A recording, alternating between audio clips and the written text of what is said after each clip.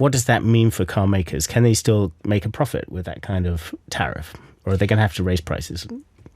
They will have to raise prices. The question is by how much, and also not every car maker will be affected in the same way by this. The big point that everybody's looking at now is which major car makers already have production in the US, and the two major ones that stick out are Mercedes and BMW.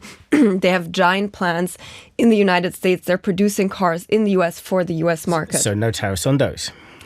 There will not be tariffs on the overall car. There are still tariffs on the parts of these cars that are coming in from outside the country, whether that's coming in from Europe, coming in from Mexico, etc. So it's not a simple calculation, but it is a fact that Mercedes and BMW are better placed in part to take these tariffs.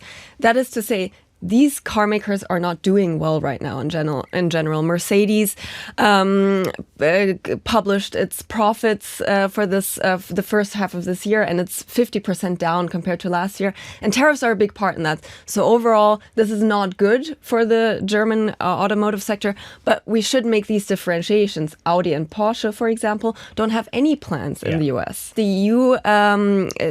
EU dropped its tariffs for cars coming in from the US to Europe, 10% to 0%. And that sounds like a win for the US. But actually, 2/3 of all cars being exported from the US into Europe are German cars. So the ones profiting from that point, and I spoke yesterday to the president of the German Automotive Association, Ms. Müller, and she said, this is actually good for us. Yeah. So this is not necessarily a win for the US, but a win for German car makers specifically. But still, the German car industry will be losing billions over these tariffs, and not just the tariffs between the US and the EU, but the tariffs that the US is putting on other parts of the world as well, because these manufacturers are dispersed all over the world.